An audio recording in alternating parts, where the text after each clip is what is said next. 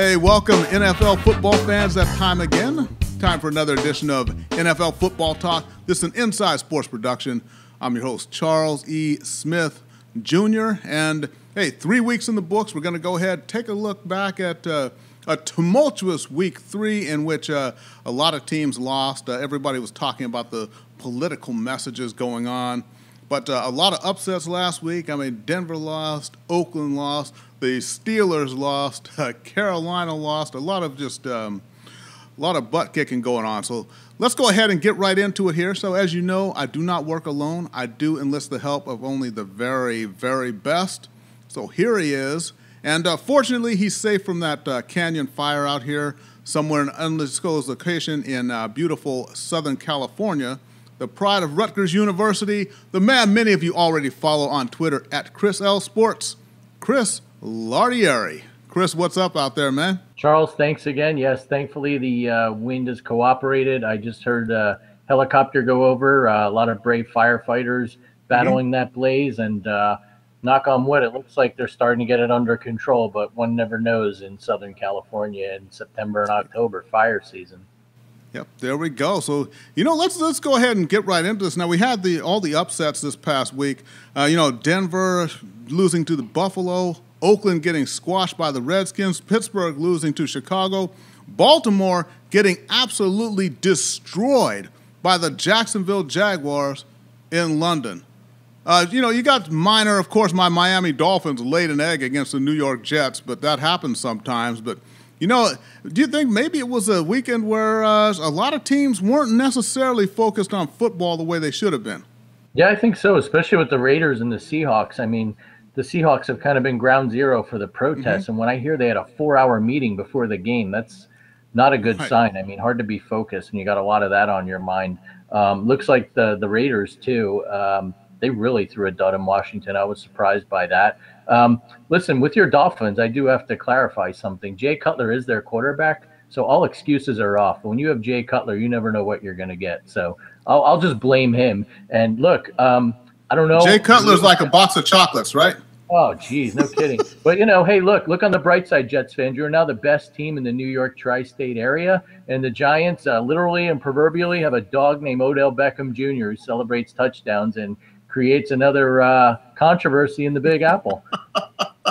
Yeah, that's true. What about your 0-3 New York Giants? That's one that I kind of left out. It's not necessarily an upset that they lost to Philadelphia, but now here they are, 0-3 in that tough NFC East. So maybe panic time there? I don't know. It could be. I mean, if this were the NBA, we just go 76ers and tank the season here for the Giants, right?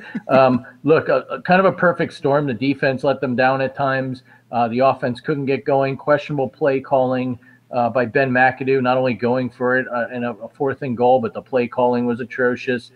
Sterling Shepard, look, we can get into this later. I still don't know what a catch is in the NFL. I couldn't explain it to my kids. When you catch the ball and then bobble it after your 2 feet are down out of bounds and it's not a reception, I don't know. But regardless, it was fitting for them to lose on a 61-yard field goal. And honestly, with the Beckham mess now, we're back to where Tom Coughlin was in 2015 with the Josh Norman incident. Could be chaos in that locker room. And frankly, I don't have a lot of confidence in McAdoo's play calling or coaching or counseling abilities for that matter. That's true, and it's almost as though Beckham doesn't understand that this is a contract year. You'd think he'd want to be, doing everything exactly right to maximize his value, for the upcoming offseason. You would think, but you know what? OBJ is OBJ, going back to the old baseball player, Manny being Manny Ramirez. That's, I guess, the only way you can describe it. Even some of the Giants' teammates in the locker room really don't want to talk about it anymore. So, I mean, the guy's a phenomenal talent. If he ever screwed his head on straight, I mean, the sky's the limit for him. But until then, I don't know if he needs attention or what. But, not looking good for the Giants or my prediction of them winning the NFC East. Yeah, that's true. And then out here, we got to talk about, the couple of teams out here out west. Well, one is the L.A. Rams, who it looks like Jared Goff may finally be getting, getting it together. I liked what I saw in the Thursday night game. Granted, it was San Francisco, and everybody can just dismiss it. But what I liked was I think Goff is finally to the point where he can actually see the layers of the defense. And I saw him throwing into windows where the receiver wasn't quite open, but he knew they were going to be there. And that is something that Steve Young said when he started doing that, that's when he turned the corner as a quarterback. So I think Goff may be headed in the right direction. Definitely. I mean, Sean McVay's done a phenomenal job. I know we're only 3 games in, but he looks more confident. His throws are more accurate. Chris Collinsworth showed on the telecast his release is faster. Looks like a completely different quarterback. And I mean, if you don't believe me or you're skeptical, look at that bomb he threw to Sammy Watkins, a phenomenal catch, and kind of doing a Willie Mays over the shoulder routine. Right. Goff really put the ball on the money. So look, if I'm the Rams, the way this league works, they've got a weak schedule. You can call me crazy. I said a few weeks ago Jared Goff would do well against the 49ers in fantasy. I hope you listen to me, but I'll go out on a limb here. I mean, it's not within reason for the Rams to go 8-8, 9-7 if they continue at this pace. The Cardinals are definitely vulnerable. They've already beaten the 49ers once, and we know historically the Rams play the Seahawks tough. So I think things are looking much brighter for the Rams and their neighbors a little south of them, the Chargers. And the Chargers, I mean, again, they didn't actually sell out StubHub Center, which seats less than 30,000, even though the tickets technically were sold. But there were a lot of empty seats, and the Chiefs were in town. It was a sea of red there. In fact, it was so bad they did not do player introductions because they didn't want to have the visiting team out-yell the home crowd. So the Chargers now, they're 0-3, just dropped another game. So I don't know. I've never seen a relocation go like this horribly, but I don't know. The NFL may wind up with a huge problem with the Chargers out here. I think they already have a problem. And look, we talked about this multiple times over the years. The Chargers are not an LA team, despite what Roger Goodell wanted to ram down your throat. They've got a San Diego fan base. That's who roots for them. I know it bleeds into parts of South Orange County, for those of you not familiar with geography here. But, look, they shouldn't have moved.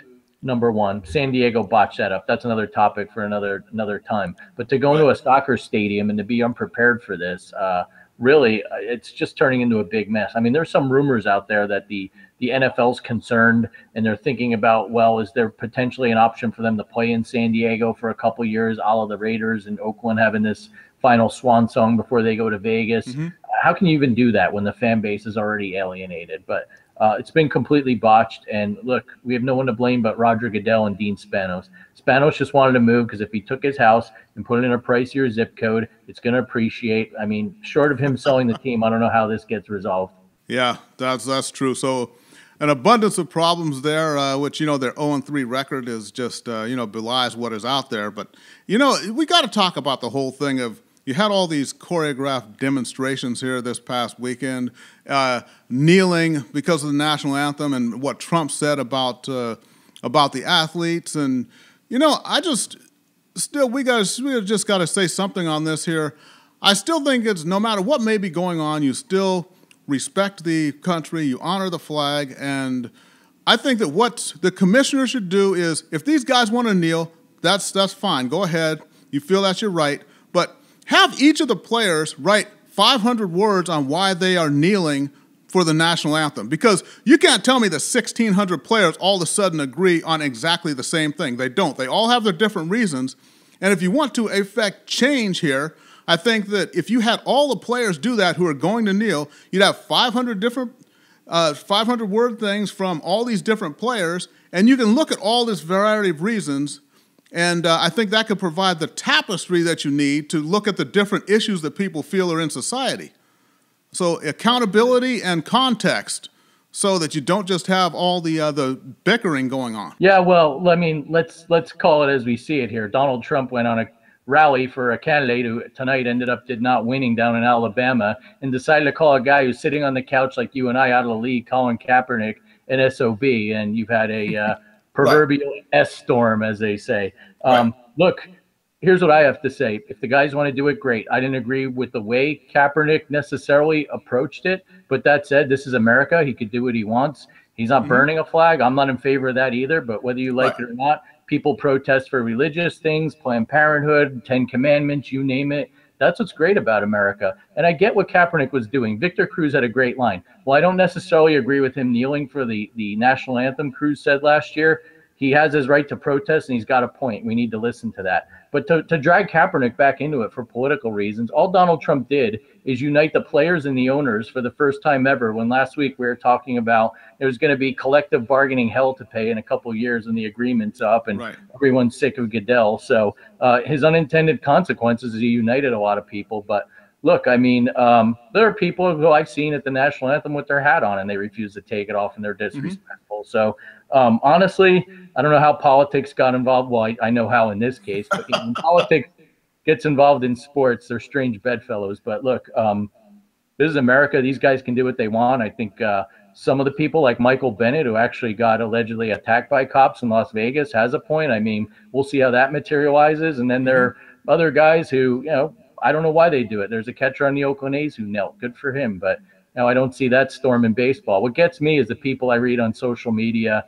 I'm never watching the NFL again. Charles, look, you and I know that's not true. People are going to watch football. It's a drug, whether they gamble, whether they play fantasy football. Frankly, it's the best real reality television out there, and people enjoy it. And college football is great, too. Don't get me wrong. I know their ratings are up. But look, they're just as corrupt as any other organization, as we saw today with a federal attorney come down, cracking down on real crime in the NCAA. So, I mean, look, you could say that all you want, but I'm still watching football. I enjoy it. And I guess Donald Trump really elicited a lot of great games. We had 2 overtime games, including the first one Aaron Rodgers ever won, which I never knew about. A lot of close calls and the infamous 10-second tick-off that cost the poor Lions a game. Another rule I'll never understand. But, yeah, so thank you, President Trump, for creating this firestorm and getting people interested in the NFL again and not talking about the Kardashians' babies, I guess.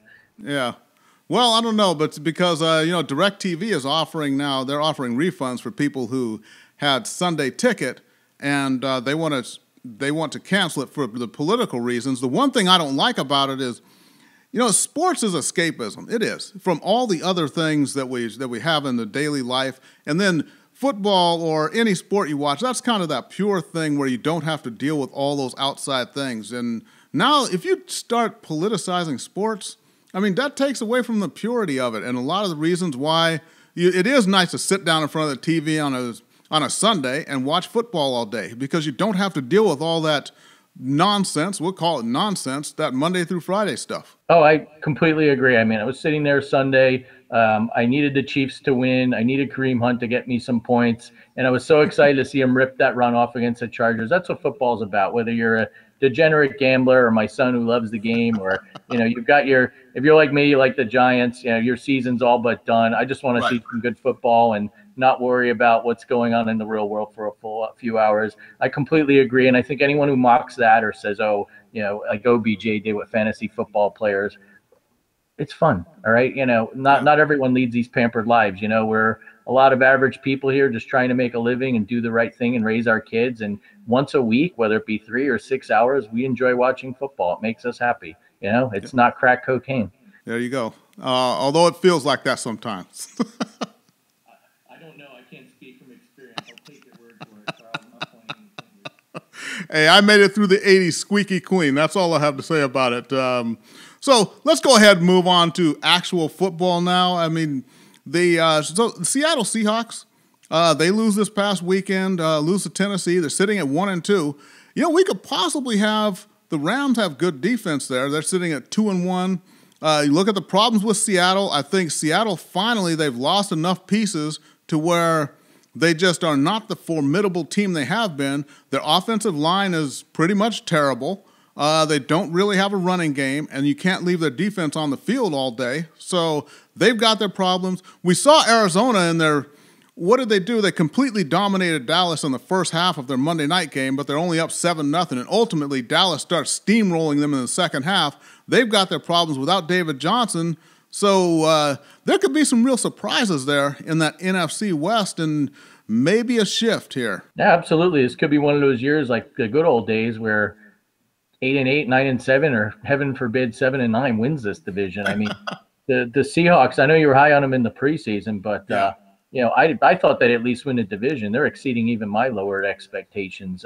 And then I think in that locker room, there's still the potential boiling over for a mutiny, because for whatever reason, Richard Sherman cannot get over that Super Bowl loss. And it's an us versus them attitude, but all fingers pointing at Russell Wilson. Look, Russell Wilson played great against Tennessee. If anything, the defense failed him. Marcus Mariota and the running game at Tennessee really worked them. So they're not as invincible as they used to be. I think their secondary's vulnerable. And if you've got an O-line that'll stop their pass rush, their game's taken away. Cardinals have really, I mean, I was high on them. Without David Johnson, they're just at best an average team. So, I mean, you can blame Carson Palmer all you want, but that team really is missing the only true weapon other than Larry Fitzgerald, who had a phenomenal game on offense. That's it. Yeah, that's true. So, let's go ahead and get into it. As everyone knows, we do several segments here. One is the picks. We take 5 of the more intriguing games of the week and give you our picks on those games. And then we have our Gambler's Delight pick, which is helpful if maybe you're in Vegas and got $20 to put down. And we also have some fantasy football advice. And just remember, if you're not necessarily completely about the NFL, we do have NBA on here also. Anthony Barbera and Gerald Glassford do a great job, so make sure you check that out on the Inside Sports when you check it out on iTunes. So definitely going to be getting all that ready for you. So, Mr. Lardieri, before we get into the picks, what do you got for us? I think in light of all the political issues we had over the weekend, there are a couple of themes that recur from year to year that make me feel good about the NFL. We talked about the phantom drop pass of Sterling Shepard. You looked at another phantom offensive pass interference game. Trent Taylor of the 49ers laid a hand on a Rams cornerback, and suddenly that's offensive pass interference that ultimately affected a potential game-winning drive for the 49ers. The 10-second runoff, replays not going the way you expect. So it's good and heartwarming to see that some things are still right in the NFL. I, for the life of me, Charles, cannot figure out this 10-second runoff other than I believe it was instituted in the 1950s for some reason. And I guess this is the first time in modern history that it affected the end of a game. Can you figure it out? Because I can't. And I've been watching football for decades. Yeah, I don't know. It's passing strange, as they say. So, you know what, Chris? Let's go ahead and get right into it. The picks of the week. So, on the season, I've got a record of 12-3. Mr. Lardieri right behind me at 11-4. We both did pretty well last week. So, Chris, why don't you break down the first game for us? The first game, the upstart, resurgent Los Angeles Rams head into Big D, coming off a nice win last night in Arizona on Monday Night Football with John Gruden throwing superlatives around to anyone and everyone. The Rams go in, let me check, they are a 7.5-point dog going into Arlington. I know Todd Gurley went on the set after Thursday Night Football and told Michael Irvin they were going to beat the Cowboys. Don't know if that's the case. I do think it'll be a good game. You know what? What the heck? I'll pick the Rams. They're playing well. There are aspects of the Cowboys defense I don't like. And I think if the Rams can get Gurley controlling the ball like they did early in the game against the 49ers, the Rams defense has been a little bit of a disappointment this year. But I do think that's one team with Aaron Donald and company. They can contain Ezekiel Elliott. Try and make Dak Prescott beat you. Look, I know he did it last night, but what the heck? Let's go with the upset pick, and we'll say the Rams continue to roll and battle for L.A., Charles. Are you fired up? Rams win in an upset. All righty. Well, Gurley with 3 touchdowns last week, and Sammy Watkins also getting in sync with Jared Goff last week as well. He had 2. Now, remember, Zeke had his worst outing ever. I think, what did he have against the Broncos 2 weeks ago? 9 carries for 8 yards. And then he really wasn't that great against Arizona either. He had 2 long runs, one of 20 and I think another of about 10 or 15 yards. And that kind of made everything look respectable. But I still don't think he's really hit stride. And, I hate that you did it first, but I was going to take the Rams to pull the upset here as well. So I got to go ahead and stick with that. I think it's going to be a fun game to watch. But I like the Rams to go in there and then, is Dallas going to have a lot of turmoil next week? We don't know. But, I'm going to go ahead and take the Rams as well. There's a lot of room on this bandwagon. Charles, welcome aboard. Okay, and then the next game, Tennessee Titans, fresh off their win over Seattle. They're going to be in Houston to take on the Houston Texans. The Texans coulda, woulda, shoulda beat the Patriots this past week, but they didn't because, Well, late in the game, you got 4th and short. You can go for it, go for the touchdown, and possibly ice the game. They don't do that. They kick a field goal, leave enough time for Tom Brady to pull off some last-minute magic, and they lose the game. So if they were a little bit more aggressive, I think they would have won that game. Tennessee is playing well. They're both playing well. But I'm going to go with Houston in this game. I think they learned from last week. I like the way they played all season long. The defense is really stout. Home field, I'm going with the Houston Texans. Mr. Lardieri. As much as I like the Titans this year, I'm going to agree with you. I think on opening weekend, we talk about distractions. Houston, a lot going on coming off the hurricane. I do think last week was a bit of a crushing loss. But you look, Deshaun Watson, I know it's early, is emerging. Yes. As the Houston Texans look like they made a good move picking him. I know people like to dissect his arm, strength, accuracy. The guy's a winner, and we saw that last week. And if you don't believe me, look at the respect Tom Brady paid him at the end of the game. The running game, we'll talk about this in the fantasy segment a little. They've got this rookie, Donta Foreman, who's kind of a good 1-2 punch with Lamar Miller. They can control the ball against Tennessee and have Watson only throw when he needs to. I think it could be a slugfest, but the Texans eke it out at home. Yep, I like that. So right now Tennessee is 2-1, the Texans at 1-2, and if this all goes well for the Texans, they'll both be at 500 after the game. So what do you think, Chris? Go ahead and break down the next one for us. Game 3, NFC West battle, if you want to call it that. I guess we'll put it in quotes. The 49ers, 7-point underdogs, heading into the Great Toaster Oven Stadium in Glendale. I really don't know how to dissect and analyze this other than these are two struggling teams. I do feel, however, at the end of the day, I'll take an old beat-up Carson Palmer over Brian Hoyer, who threw the quickest interception that led to one play later, a touchdown for the Rams. I don't trust him. The 49ers, while they look good, they did kind of rally in garbage time against the Rams, and Watkins and a couple other players, including Tavon Austin, had gotten knocked out with concussions at that point. So I don't know why or how. I'll just say I'll go with the home team and pick the Cardinals. Sorry, audience. I don't have much more expert analysis for you on this game. Yeah, Arizona is definitely a different team without David Johnson. So the Niners at 0-3, the Cards sitting at 1-2.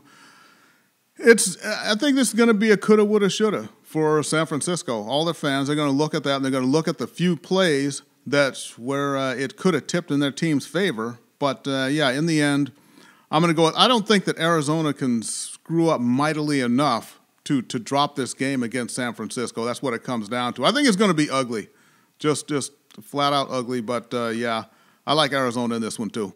Yeah, capital U ugly, Charles. Okay, and then big AFC West matchup, the Oakland Raiders in Denver to take on the Broncos. Both of them sitting at 2-1. Both of them coming off disappointments last week. Oakland they got manhandled by the Washington Redskins last week. Just manhandled, no other way to put it. And Denver looked just kind of weak against Buffalo, even though that was the worst personal foul penalty I've ever seen in my life, unsportsmanlike, late in the game with Von Miller on Tyrod Taylor, just giving him the hand like he's going to help him up, and then he yanks it away. They're both standing there laughing and talking with each other, and then the ref throws a flag. I don't get it. But anyways, the game never should have been that close. But it's early in the season still. Oakland going into Denver, and Derek Carr, coming off that bad performance in Washington. I don't know what they're going to do here, but I like the defense of Denver. I like that thin air right now before everybody is truly in shape. I'm going Denver here over Oakland. That's the first time we're going to disagree. I'm going with Oakland, and there are a couple reasons. I really think last week, as we discussed, there are a lot of distractions. Look, Oakland goes into Denver every year. They know how to play in that altitude. They've even won games there when they were inferior teams in the last few years. I just think last week was a just complete mess. I think they get back on board. Ultimately, I think the Bills had a good blueprint to defend Trevor Siemian. And if the Raiders can stop the run, they didn't do a great job of it against the Redskins. But if they can, C.J. Anderson and now the emergence of Jamal Charles, I think they've got a shot to win this game. Derek Carr was atrocious on Sunday, and I don't see that happening again. I don't see Michael Crabtree having one catch for 7 yards. Could be your typical back-and-forth AFC West slugfest, but going with Oakland in the upset in the Mile High City. Well, we shall see. Also, remember, they said Amari Cooper, I think he has 6 or 7 drops already this year. So that's another one of the Raiders who really needs to get going if they're to have a chance here. So, Mr. Lardieri, break down the last game for us. Final game, Monday night. And, you got to hand it to ESPN. They've gotten lucky with the Monday night slate the past few weeks. They got another good one. The surprising 2-1 Washington Redskins going to Arrowhead Stadium to face the undefeated, one of the best teams in football, Kansas City Chiefs. Washington, a 7-point dog. Kirk Cousins does not look like a man who is complacent with his continued 1-year, $20 million contracts. He's playing for his next one. Even with injuries, their patchwork backfield with Chris Thompson doing a good job, with Jordan Reed out. The venerable Vernon Davis steps up and catches a touchdown. And let's face it, they got a very unsung defense. Their pass rush really lit up the Raiders' offensive line and made life miserable for Carr all night. That said, I just like what the Chiefs are doing. They're home. Kareem Hunt, I'm not taking his face down off my banner here until he proves he's a bust. I mean, the guy just breaks off a great run every week. It really puts teams away. And I think with that and the way Tyreek Hill's playing, and look, Travis Kelce hasn't even gotten going. Imagine when Alex Smith starts distributing the ball to him. I think they're very dangerous on offense. I think it will be a good game. Don't by any means necessarily feel it'll be a blowout, but I do think the Chiefs pull this out, remain undefeated. So when does Travis Kelce get going? Is that when he has, 8 catches for 115 yards and 2 unsportsmanlike calls? Is that pretty much a Travis Kelce day, right? Yeah, I don't know if the over-under is 1 or 2 on the penalties, but yeah, I'd say that's about right. Okay. Well, you know what? I like the Redskins too. I just think that the pass rush of the Kansas City Chiefs, I think Kirk Cousins does tend to get rattled a little bit. As I think, the Redskins do have that underrated defense a little bit. Underrated overall, I think they are. But I think the pass rush is going to be a little bit too much for Cousins. I think he's going to get rattled. A few bad throws. That's going to happen. That'll be the difference in the game. So this is going to be a good one throughout. I'm definitely going to be watching it, no matter if they kneel or stand.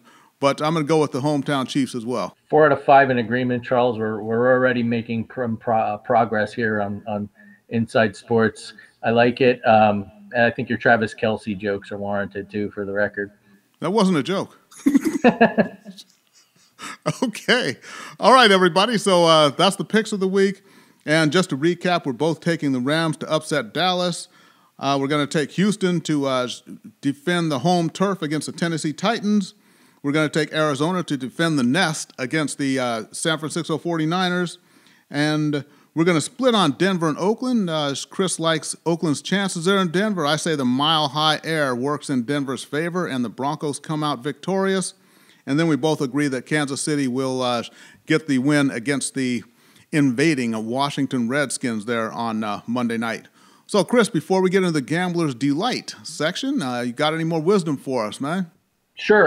Read an interesting piece in the Washington Post last week that talked about why college football is more interesting than the NFL, and laid out a number of arguments which are interesting, one of which is the offenses that you see in college and high school, more of this pistol, a little more exciting, and then when these guys get to the NFL, they aren't necessarily prepared for this stodgier, more conservative type play. And then I was watching the Chargers and Chiefs, and I realized, and the announcers talked about this, including Rich Gannon, Andy Reid's really done a good job of implementing aspects of that pistol. You'll see Tyreek Hill running from the backfield at times, and the way they get those quick passes, that really helps Alex Smith and has kind of revitalized his career. So, well, I do agree college is a more wide open game. I think it's good that Andy Reid's having success doing this, and let's see longer term this becomes a trend in the NFL. I know Chip Kelly tried it, but he really didn't have the personnel or, frankly, the brains that a Reid does.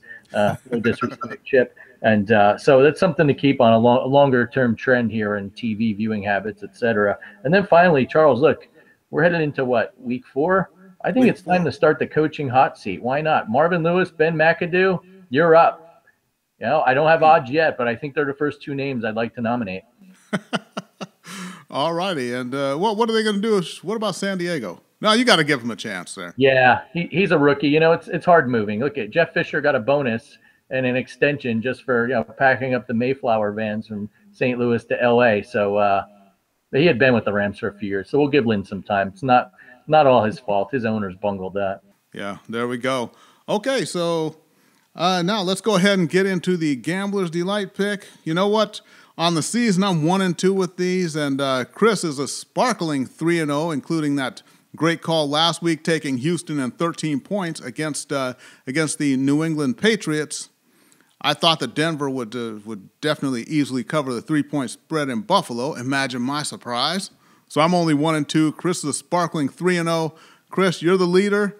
Take it away. Charles, for the record, it's better to be lucky than good. That said, there were two games I kind of liked this week, and they're both games we talked about in our pick segment. I do like Oakland going into Denver. However, it looks like that line's only plus 2.5 for Oakland. Right. And if it ends up being a close game, a field goal battle, you always want that half a point for insurance. So the game I'm going to pick is one we talked about earlier, Houston home dog. When I see home underdog, my eyes light up. It's only 1.5. Some places may have it 2.5. If you can get more points, the better. Essentially, it turns into a pick 'em, or if it is a 1-point game, that's good for the Texans. I think they're going to win outright. So we're going to go with J.J. Watt, Deshaun Watson, my new favorite quarterback. I'm still bummed they didn't beat the Patriots, but it was nice that they at least covered and gave them a run for their money. Houston Texans is the pick. Okay, and mine, I'm getting that big fat point spread in a game that we picked, and actually this is going to be a great time for this team to really announce, put the football world on notice. Take the Rams and 7.5 points in Dallas. Take the Rams and take those points, people. And hey, I don't know, the Rams may win, they may lose. It doesn't matter. Take those 7.5 points. Dallas really hasn't gotten going yet this year, so Rams plus 7.5 in Dallas. Take that one, and remember, we don't advocate gambling, but if you're in the sports book, you got $20 burning a hole in your pocket, go ahead and, try your luck out there. Yeah, definitely. And, I wanted to pick the Rams, but, Eric Dickerson wasn't there to run all over the Cowboys like the 1983 wild card game, but I do like the pick, especially if you get that extra half a point. All right, there we go. Okay, people, so that's it. The pick segment, the Gambler's Delight. Only one thing left, and that is the man with many, many, many, many, many years of experience in fantasy sports. Chris, take it away. Fantasy football. What do you got for all the players out there? Charles, this has been an unusual year. My team is in a 14-team league. I'm 3-0. Look, a lot of it has to do with Kareem Hunt, but every week someone steps up. Last week it was Sammy Watkins, who people laughed that I drafted. He's my number 3 wide receiver. I'm happy to have him, and I hope he's recovered from his concussion. Look, a few pieces of information I like to pass along. People love to look at rankings, and look, there's a lot of money to be made on some of these websites to give your rankings every week. I admit I've looked at them in the past, but I'm at the point in my life where I look at them and sometimes I laugh. Had you looked at rankings last week, you would have probably had Russell Wilson, T.Y. Hilton, guys like that on the bench. DeMarco Murray, everyone had written them off and said Derrick Henry was the heir apparent. Right. If you've got guys that are like starters, let them play. Unless they're going up against the 85 Bears and they're coming back out of retirement against your team, and Mike Singletary suddenly 30 years younger. Play your guys. I mean, you really got nothing to lose at that point. That said, if you need a quarterback, someone's really struggling, someone's hurt or banged up, you look at like if you have Sam Bradford, for instance, or if you just feel Jay Cutler goes off the reservation too much. There are a number of what they call streaming candidates out there. Look, I said Jared Goff a few weeks ago. Let's stick with him. I think he could do well against the Dallas defense. Eli Manning, Ben McAdoo really blamed him for all the team's problems last week. But, if this team's going to stink and be playing from behind, he might be throwing a lot. And as long as OBJ is healthy and not in the doghouse, I mean, the guy's going to get you some points. Look, Andy Dalton last week put up decent numbers. If you're really in a bind, it looks like he likes his new offensive coordinator. A.J. Green's been resurrected. And then the Deshaun's, Watson and Kaiser. Deshaun will get you some running yards. He may even run in a touchdown. He's a lot more conservative with the ball than Brock Osweiler. He doesn't force it. And look, Kaiser plays on a terrible team, but that's same with the Eli logic. They stink. He's going to be chucking the ball, and he gets some cheap rushing touchdowns too. We've got some injuries to running backs. You look in San Diego, potentially Brandon Oliver might be getting some more carries. With LeGarrette Blount hurt in Philadelphia, Wendell Smallwood could be an option there. And then, as I mentioned earlier, Jamal Charles of the Broncos and Donta Foreman of the Texans. They look like they're running well. Maybe you grab these guys, stash them on the bench. If one of the backs in front of them is ineffective or gets hurt, those are guys you could start in a few weeks. And then finally, look, We're heading into bye weeks. Keep an eye on the schedule. Know who's going to be out. Know when you go into waiver wire. All right, if I pick this guy up, make sure he's not having a bye week in a subsequent week. Or maybe your quarterback's on bye. Look for some of these streaming candidates I outlined for you. So moral of the story is plug and play the guys you have to. Be strategic. And frankly, don't read the ranking. Just watch games. Watch highlights. You'll see who's playing well. You don't need to know how many targets so-and-so had or how many drops Amari Cooper had. Right. Think of it as a football player, and I think that'll do you a lot more value than reading some guy's random rankings. All right, fantastic, everybody. There's the ever-eloquent Mr. Chris Lardieri. Remember, you can follow him on Twitter at Chris L Sports. You can follow me on Twitter at The Inside Sports. So for Chris Lardieri, this is Charles E. Smith Jr. Thank you for watching NFL Football Talk, and we will see everybody next week. Brink here from Super BS, talking about the things you know you love and the things you'd love to know. Join us weekly for a podcast about video games. Mostly. Oh, yeah.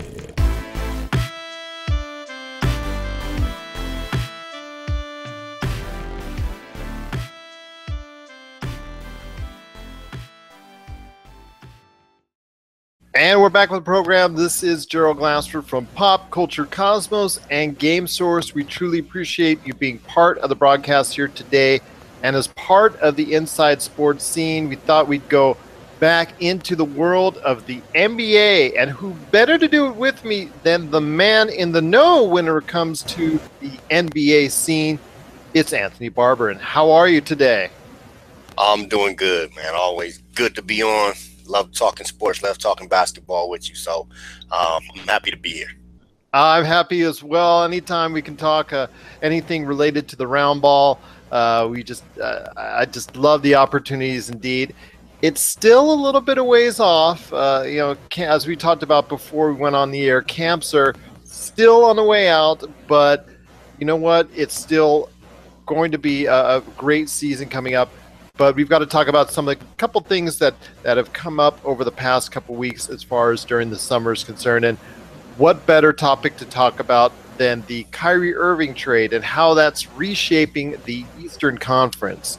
Kyrie Irving of the, then Cleveland Cavaliers decided over the summer he did not want to play or demanded a trade, didn't want to be part of a LeBron James-led Cleveland Cavaliers team. So he decided to maybe make his position clear that he didn't want to come back to the Cleveland Cavaliers. So they were able to engineer a trade with the Boston Celtics. If you haven't heard, but I think pretty much every sports fan out there has. So in its place, Cleveland got a first-round pick, the upcoming draft, a second-round pick, also as well Ante Zizic, also as well Jay Crowder, and of course as well Isaiah Thomas. So I ask you, first and foremost, on paper, who do you think may or may not have won the trade when it comes to Kyrie Irving going to the Celtics? I would say on paper, just winning the trade team for team, maybe the Boston Celtics for the long haul. But if you're talking about team for team right now, I think you can give it an even split depending on the health of Isaiah Thomas because of what you get with Jay Crowder, what you get with Isaiah Thomas when he comes back. And I mean, Cleveland is still my pick to come out of the East. So as long as they have LeBron, I think, they're a class of the Eastern Conference. But for the long haul past this year, I can see, maybe the Boston Celtics won that trade. Well, and that's something I want to delve into more because there are serious questions when it comes to Isaiah Thomas' hip, so much so that actually that held up the trade, and actually Cleveland got an additional second-round draft pick in order to complete the trade and have it go through. So I ask you, Anthony, it looks very serious as far as the hip injury for Isaiah Thomas is concerned. And in his free agent contract year, he wants to play the best he can, but it doesn't look like that may happen till at least the second half of the season. That's been the prognosis, is that he could be out into December, maybe even, up into the All-Star game. I think as long as he has gel with the team and he's ready for the playoffs, they'll be fine. There's not a lot of resistance in the Eastern Conference.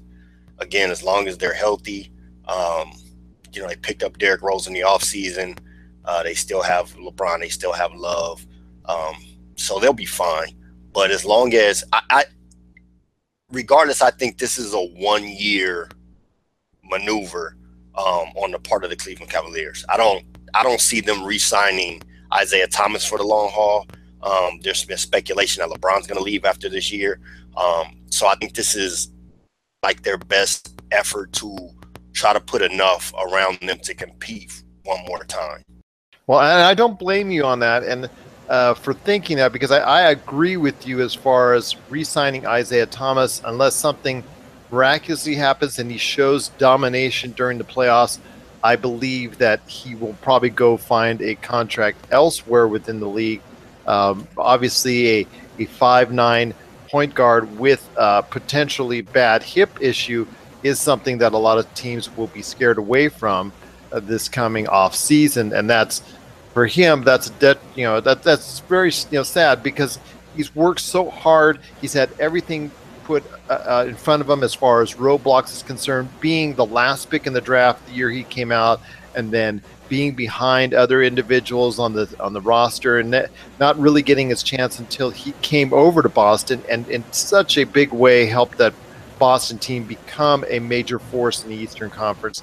It's so sad to see, the fruits of his labor not being able to come to full fruition, and so much is riding on his future on how he comes back, if he comes back at this point in time, because this could be something that chronically be wrong with him for at least the entire season. So we'll have to wait and see. But I'm going to say that Cleveland may still be the best of the Eastern Conference, because obviously the great LeBron is there. But there are two factors. LeBron is getting a little older, but he stays in tremendous shape, so I expect still dominance there.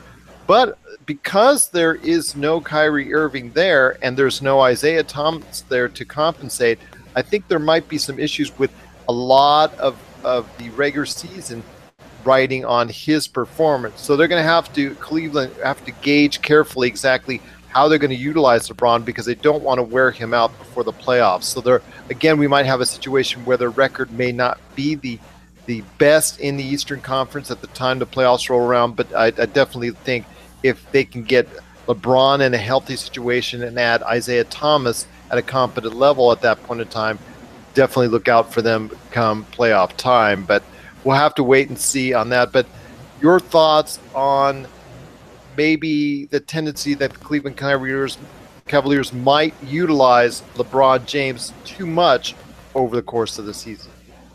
I definitely think that's a possibility. They've always used him as much as they can. Even last year, I think he was at the top of the league in usage. I think he led the league in minutes. So they're going to use him. He does keep himself in tremendous shape. I think that's why he misses games. I know everybody, does the hoopla and all up in arms about him missing games, but that's why he misses games. And there's this thought process that, you can limit minutes. Limiting minutes is not the same as days rest. This, 5 to 8 games over the course of the season, I think it gives him a fresher look going into those long games.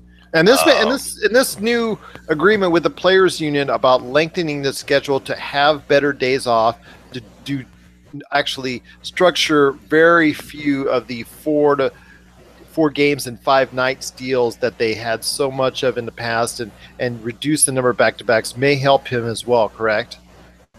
Right. I think he'll still miss games. I think that play on the part of the NBA was so that he does not miss big games, so that they don't begin to rest stars when you have on Thursdays and big games, ABC games on Sunday, those kind of games where they've tried to put together these monster games during the course of the season on the schedule. They don't want those games missed. I don't think they're too concerned with the Tuesday night game, in Milwaukee, as much as, the Christmas Day game, or again, the Sunday game against the Lakers or whoever the big money teams are. I think those are the games that they don't want them to miss. But lengthening of the schedule is their way to try to meet the players halfway in regards to fixing that issue. I definitely think so as well. And personally, as we'll get into in a little bit, in regards to the schedule, I think they could go ahead and even make it a more profitable situation for themselves and the league as well. But definitely, this could be some issues with Isaiah Thomas' hip. But we talked about Jay Crowder a little bit. Jay Crowder has really got a great contract and has provided a very nice standard with his three-point shooting ability and the fact that he can play very, very solid defense. However, if he gets into a matchup in the finals, if people are looking for him to play a lot on Kevin Durant, yes, he will probably play a lot on Kevin Durant, but to have him being expected to stop Kevin Durant or maybe even slow him down, I think is a little bit beyond expectations, because there are very few players, period, who can slow Kevin Durant down at this stage, correct? Absolutely. I think when it gets to the finals, I think LeBron will most likely carry that responsibility. You'll probably switch Crowder back and forth from Klay Thompson to Steph Curry, giving you some flexibility there, I think is more important. That's kind of what they wanted from Iman Shumpert, and he wasn't that this year. So, they've let him, do whatever. And I think Jay Crowder is one of the big gets in this trade. I think he was one of the pieces that really made them say, okay, we can do this. He can be very, very influential on the defensive end. And I think he brings also a bit of an attitude in them trying to go back, I think, to what they were 2 years ago, playing defense, being gritty when they won the championship, as opposed to last year when they wanted to go, let's spread them out, let's shoot a bunch of threes, and let's play towards what the NBA is trying to become rather than being what they were and imposing their will. I can't agree with you more on that. Like I said, Jay Crowder, he's a very nice get in the trade. It definitely has a very, very appealing contract over the next 3 years at a very, very reasonable price, all things considering. Of course, I would love to be paid $7 million a year myself, and I think you would too, Anthony, sounds like. Absolutely. As well. But definitely in respect and to everything in the NBA, he definitely has a very palatable contract and definitely provides a good depth for the Cleveland Cavaliers, which they sorely need, and definitely will help them out over the long haul of the season. So that being said, it looks like the Cleveland Cavaliers, even though the trade on the surface might favor Boston a little bit, I think over this season we will still see, if Isaiah Thomas comes back strong from that hip injury at some point in time of the year. It doesn't have to be right away. Obviously, will most likely be at the second half of the year. If he does, that's going to make Cleveland a force come playoff time, and hopefully be able to give and provide a better challenge to whoever comes out of the West, which will most likely be Golden State. Yes. I think you and I even already acknowledge that at this point in right. time, so. Yeah. There's barring injury, I don't see anybody being able to compete with Golden State in the Western Conference. And nor do I. So it's it's not like we had to put people in suspense when we do our NBA preview show this time next month or anything like that. It's like, it's not a surprise. It's almost as if here in Vegas the odds are, it's Warriors and everyone else, and it is definitely, look at this point in time, like it was Warriors in the field. But like I said, we'll delve more into that in our NBA preview show in an upcoming episode down the road next month. But I will talk to you about a couple other issues that have come about over the past few weeks. One is obviously the commissioner of the NBA, Adam, he is going to impose possibly some legislation to the owners to help fix the lottery system. So so that it will try and further diminish the possibility of teams outright tanking, and i.e. trying to do everything they can to lose games to get a better draft position. So I want to hear your thoughts on what you think about this policy possibly being changed, and do you think tanking is a huge issue in the NBA? A huge issue. I think the NBA, out of all the leagues, the professional leagues, has one of the best anti-tampering systems when you talk about the draft lottery. Unlike the NFL, if you have the worst record, you get the first pick. In the NBA, you can have the worst record and not get the first pick in the draft, or even a top 5 pick. Tanking is a huge issue. I think there's just so many teams in the league and there's not enough talent. That's really the issue. There's also a free agency problem. A lot of these teams are in undesirable destinations, places that players don't want to play. There's a reason that all these NBA players are going to the Western Conference to, teaming up in cities that are viable, cities that they can have good family lives. And this begs the question, because with the way the current CBA is structured, the collective bargaining agreement that the Players Union and Adam Silver, the NBA Commission, came up with, as far as the agreement they come up with, it is kind of concerning, because the incentivations that it give the player for staying at these teams is much higher, but they're still, like you said, they're wanting to go where either the teams, the prominent names, or the family life is much preferred, correct? And I think in the past, these incentives would have been much more desirable, but I think some of these players they're becoming more intelligent at analyzing their situations, and looking at, like, for guys with money, they can look at other opportunities to get money in other facets by being in better areas, being in better situations. So I think that's where they're going, and they're thinking about being happier. And they're willing to risk and willing to give up, let's say, $10, $20, $30 million over the course of a 3 to 5 year, sometimes 6 year contract in order to do so, which makes, in a lot of cases, a lot of sense, because they're still generating a lot of income anyways. Right. And that's a big thing. So, you give these players, in my opinion, there's a lot of teams that are prime candidates for relocation. And I think relocation in a lot of these cities, or with a lot of these teams, would help alleviate that. I know they were talking about expansion, which I think is not a great idea in terms of product on the court. Because you think the players' pool is diluted, correct? Yeah, absolutely.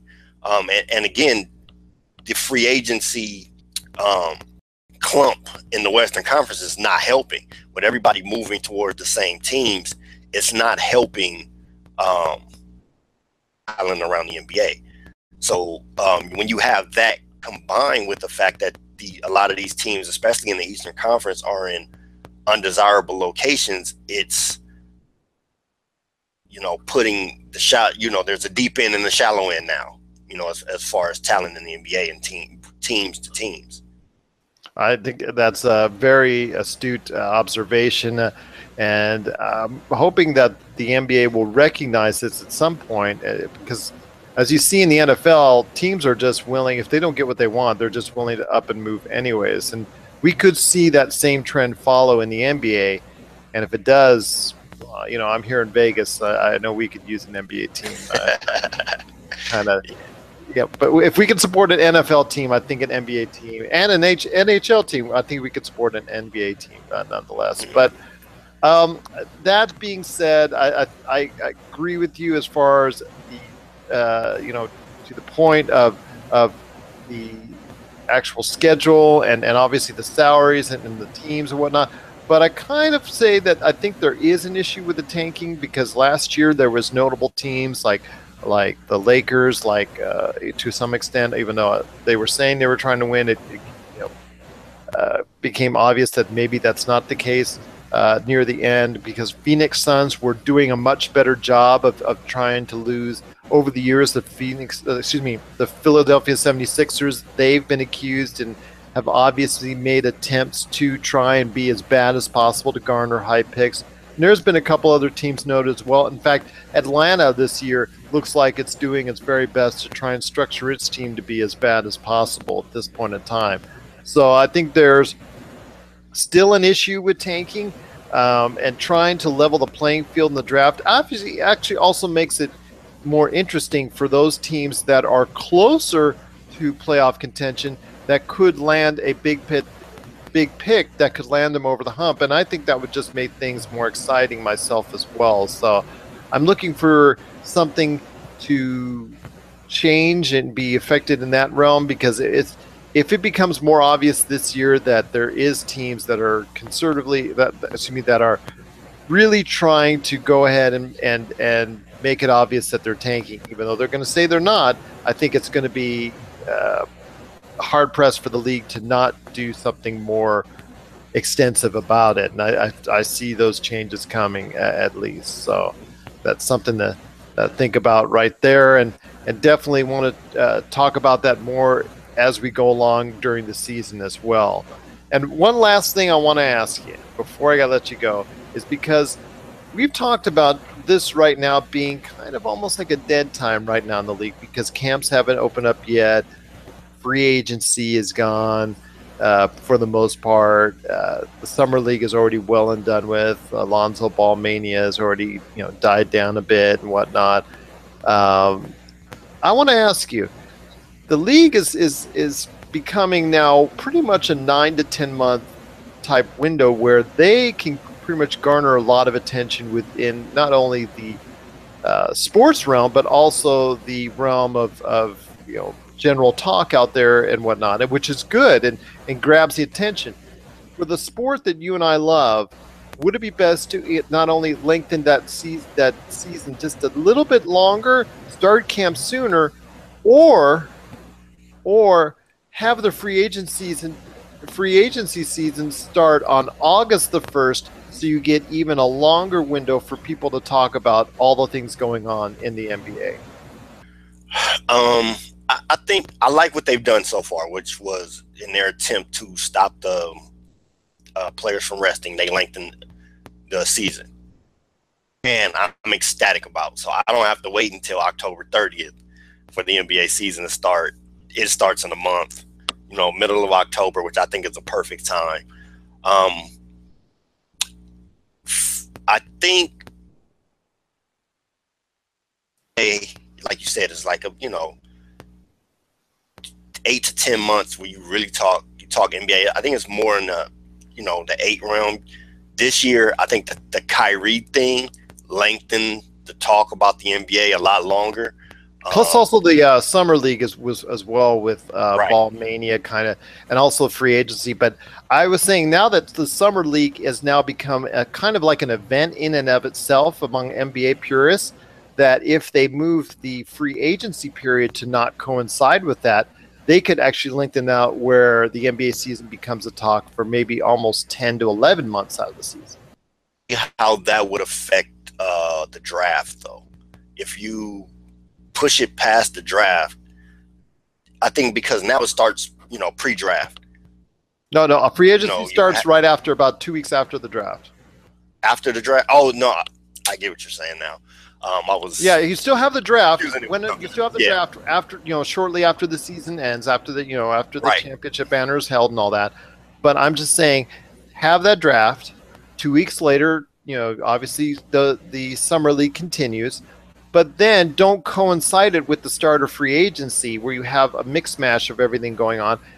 So, separate it out, or at least until the end of the summer league before you start free agency, so people can still talk about the NBA for even longer. Because your product with the NFL is almost a 12-month season to a lot of people, because those NFL diehards are talking about NFL all year long, even though the actual season is far less than that. With the NBA, they have an ultimate advantage where they can actually continue to provide information and excitement to NBA fans all around the world if they just moved a couple of things, maybe the season just a little bit closer to the beginning of October. I'm not suggesting beginning October, but closer to it, maybe a week earlier. And then also as well, moving back the start of free agency where you have all that hot free agency action going in the month of August. That actually, sounds like a viable option if they want to, because the competition is NBA, NFL when it comes to media talking points, having your sport out there. And the NBA has actually been doing a very good job lately, the last few years, of garnering more real estate, if you will. They're starting to take on more months where, the NFL was really dominant until the Super Bowl.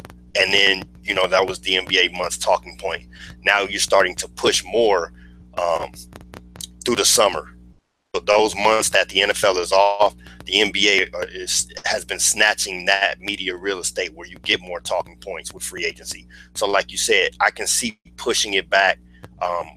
Free agency period can give you a little bit more.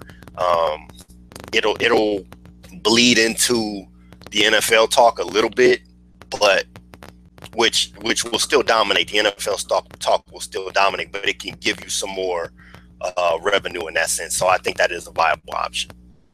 Well, that's something, like I said, just throwing it out there, just seeing what your thoughts would be on it. At least they're still with an August 1st time frame as far as free agency is concerned. You're still talking about almost 2 months for teams to sign players, and there still would be like a 3 to 3 week, 4 week window where the NBA doesn't have the spotlight, which I know for a lot of NBA fans out there is too long of a period indeed. But it's all, like you said, it's all about keeping the attention focused on your league. And I think that the NFL in the past has done a smart job of doing so, and I think the NBA took note of that.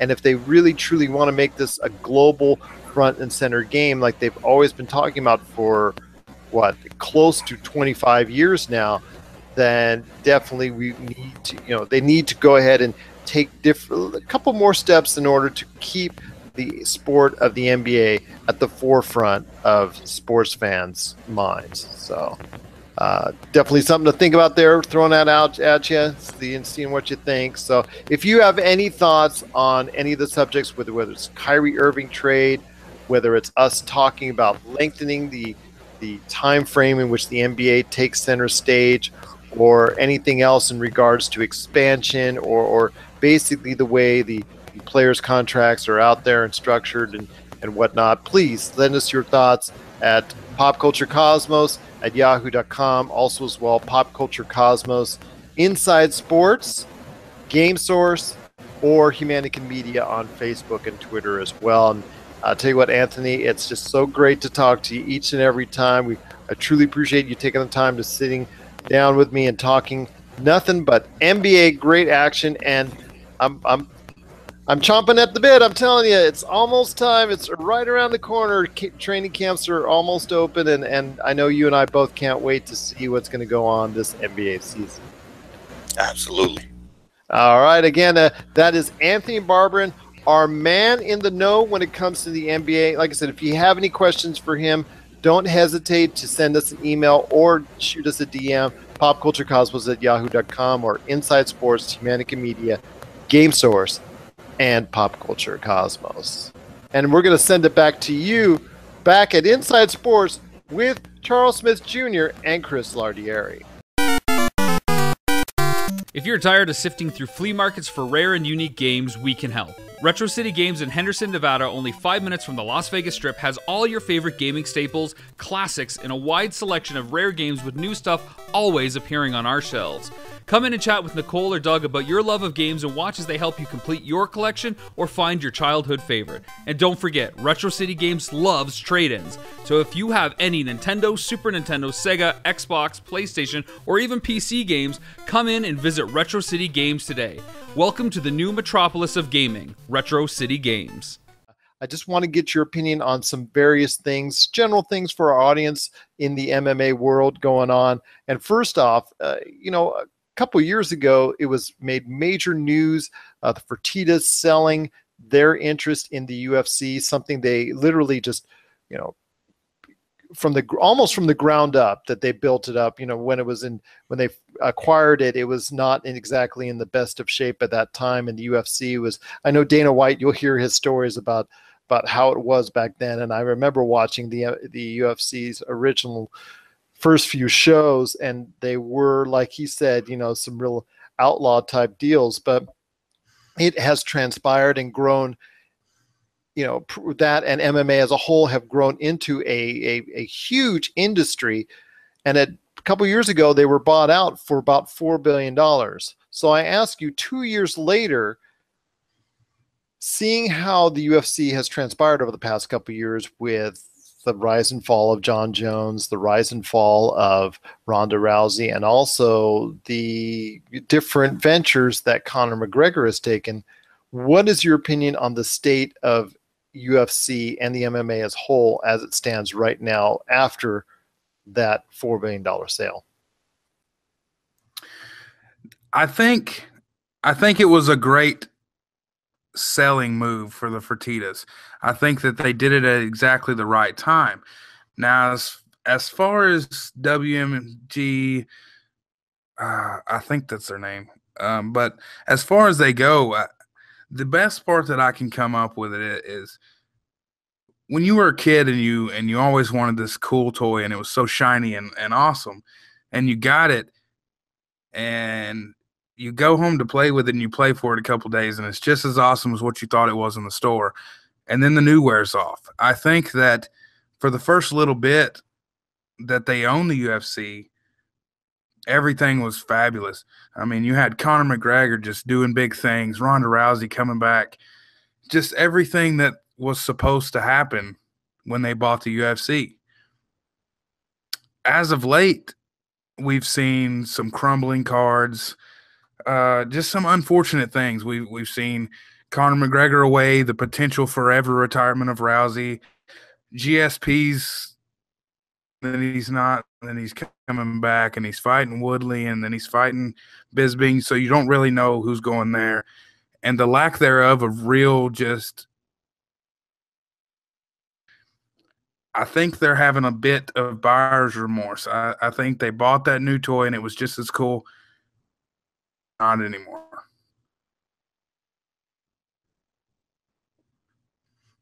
I couldn't agree with you more on that, because at the time there was some great tickets, great selling points in Ronda Rousey, in Conor McGregor, in Jon Jones, Daniel Cormier, excuse me if I can say that right, Daniel Cormier, and a whole bunch more that were really, really top selling, big draws and whatnot. So, and they were just starting to really, really tour the entire world and had locations everywhere. And obviously at that time, they were still not able to go to New York, but they were just starting to get the word that they were going to be able to free up the New York market as well. So I think that played into it as far as trying to grow that market as well. And obviously the big sale at that point in time, $4 billion by the Fertitas, was a great move by them. I couldn't agree with you more in that sense. And definitely I agree with your analogy as far as the new toy is concerned, because it definitely, the newness has rubbed off quite a bit, especially with, all the problems that some of the main fighters have had. And one of those is Jon Jones. Jon Jones recently was reported as one of the pre-fight drug tests that he took before his last fight, where he knocked out Daniel Cormier. He was tested positive for steroids. So I ask you, Dylan, with that news, it's not exactly entirely shocking, knowing his past history and whatnot. What is this going to do for the UFC as far as a top draw now being possibly out for up to 4 years? And secondly, what is it going to do for Jon Jones himself and his career? Is it essentially over? Well, according to Dana, it really could be over. I mean, you have a young man that has all the talent to be the greatest fighter of all time, probably the greatest fighter we've ever seen compete, up there next to, in my opinion, Silva, people like that, GSP, just people that are considered some of the greatest of all time. And I think that he is potentially greater than every fighter that's ever graced the octagon. He's seemingly unbeatable. So when you have somebody like that who's so young and has started the mess up so early on in his career and given chance after chance after chance after chance, and really just blowing away every shot and telling the media themselves that he's a changed man and that he'll never do this stuff again, and then doing it right back over again. I mean, I don't know how many more chances you can give a person. Exactly. And, he's had issues with the law. He's had issues already with drug testing before in the past. And I heard the suspension, if it takes place, could be up to 4 years. And for a fighter like that, his window is very short. And even if he does get back in 4 years later, let's say hypothetically, it probably won't be the same John Jones that he was as he is now in his prime. So that's very disappointing news indeed. And obviously it also takes away from a potential John Jones-Brock Lesnar fight, which had been heavily rumored for taking place once Brock Lesnar got off his suspension sometime, most likely next year. So that puts that by the wayside as well. So I ask you, now that there's really a lot of question on who will take that next step in the UFC, if you can name me one fighter, male or female, that's going to take that next step and be that superstar that the Rouseys, the Jones, the McGregors, just going down the list of all those great drawing cards before, who do you think is going to be that next fighter that will take that next step in the UFC and become that big time drawing card? Well, the most unfortunate thing is that we already have that one fighter, and it's a fighter that everybody can't stand. And it appalls me to hear people not love Demetrius Mighty Mouse Johnson. He's probably the greatest champion of all time. Whether you want to argue that his weight class isn't strong enough, there's still nobody that wins as decisively as he does and over again. At the end of the day, we're still talking about fighting, and a fight can go either way, and this man continuously wins. But outside of that, I also like Max Holloway. He's a young kid, and he just does everything right. Well, it seems to be predicated always within the boxing and MMA world that the heavier weight classes always seem to get the love and the shine and the spotlight. But like you said, with Demetrius Johnson, he does have the talent and the skill to be that top drawing card if the UFC promotes them correctly. And in the past, UFC was able to go ahead and go out of the norm and push that type of fighter, even if it wasn't something that they were interested initially in doing themselves. I remember Dana White saying he would never promote as far as women's fights and whatnot. And as soon as he got on the Ronda Rousey bandwagon, that took off like a meteor and like a rocket, which became the top drawing card for the top drawing star for the UNC. So the UFC per se. So I just, I hope he will get the love and the strong backing of the fans and at some point in time. And I hope it won't be a situation like, in wrestling, let's just say, the WWE's version of Roman Reigns, so to speak, where, the promotion's putting him on top and the fans aren't exactly willing to follow. So we'll hope for the best for that sense in Demetrius Johnson. But I also want to ask you, there's always been a competitor to the UFC once it started to gain a foothold with a worldwide audience. In the past, it was Pride. In the past, it's also been World Series of Fighting. Those two really, unfortunately, didn't materialize eventually as a top competitor. But Bellator in the past few years has become, I guess, in its own way, with Spike and whatnot, since UFC left Spike, has become a competitor to the UFC. But they've done it with some relative unknowns and also some individuals who have left UFC, whether it's because of a certain amount of losses or a certain amount of bad feelings in regards to contract disputes with UFC. So I ask you, Dylan, this is Dylan Manus of the Punched Out podcast. Dylan, I ask you, do you think that at some point in time, Bellator can actually become a top flight competitor to the UFC and actually someone that even the casual fans can take seriously as a alternative to the UFC? My opinion on that is Bellator has become a big competitor of the UFC. Will they ever reach that caliber? That is to be determined. I almost hope they do. But now the World Series of Fighting is Premier Fight League, so we have another competitor in there. They're promoting this new deal that they have, the richest tournament in MMA. That's a good deal. I don't think they're going to be a real factor. I think that Bellator is the only real factor. But the thing with Bellator is there's two spectrums to Bellator. There's young, unknown guys, old, late in their career guys. So when you have that, you gain some of what the UFC is losing, hardcore fan base from back in the day, the 90s. They get to watch some of their favorite fighters live out some of their dreams to get to fight the certain people that they want to fight.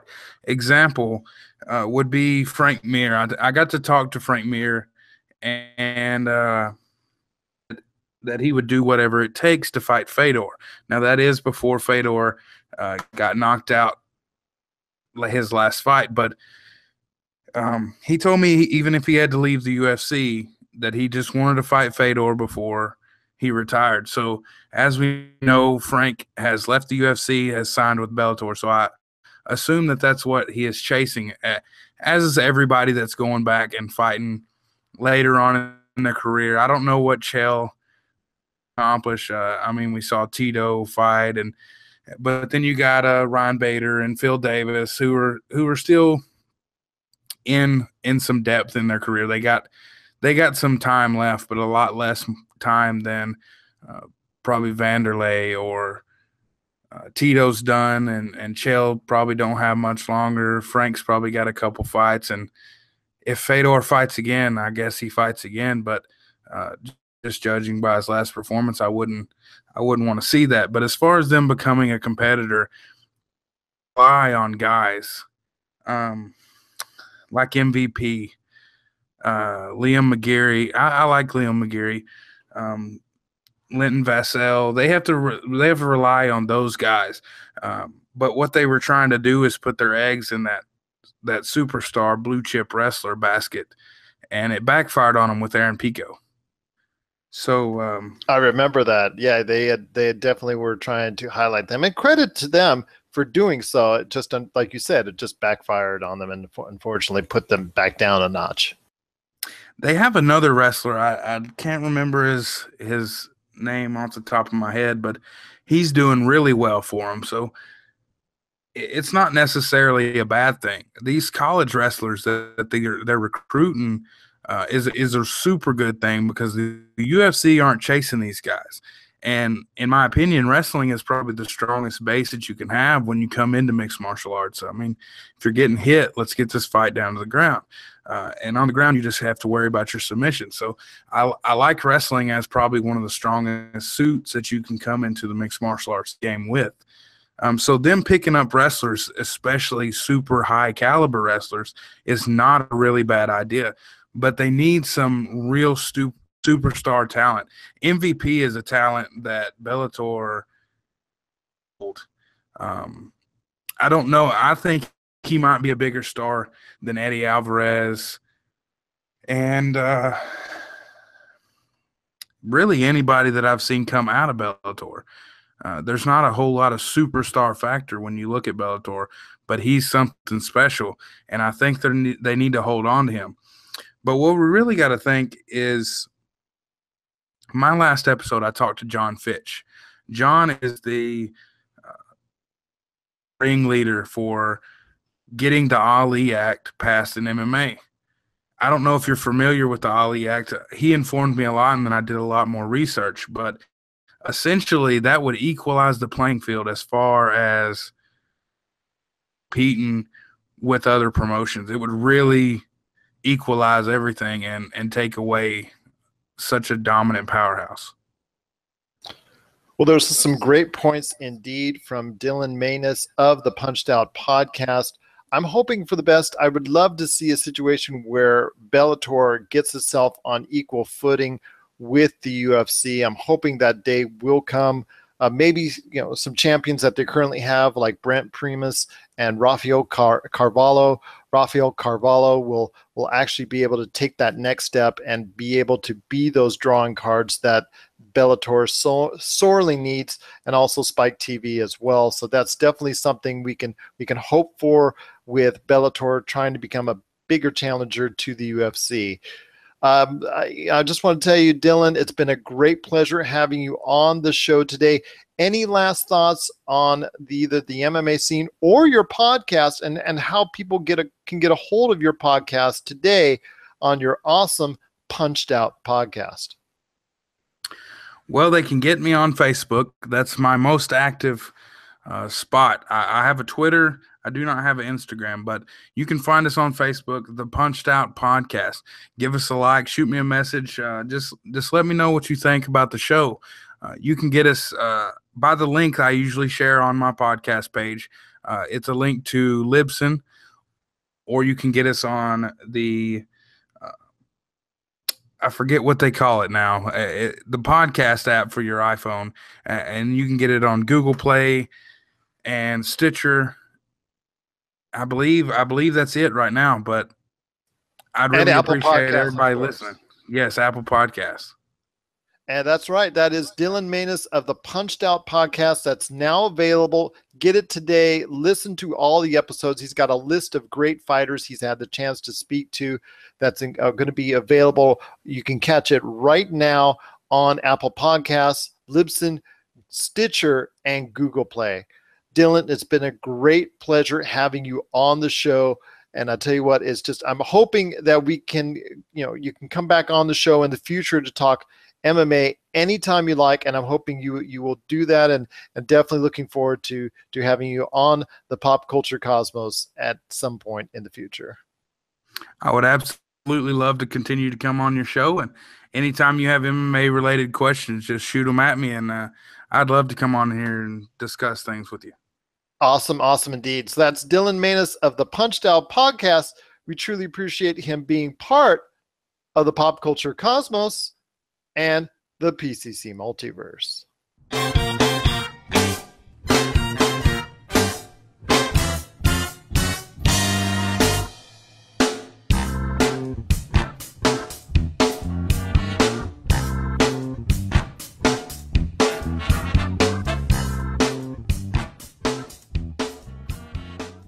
To us people that can feel things, it hurts.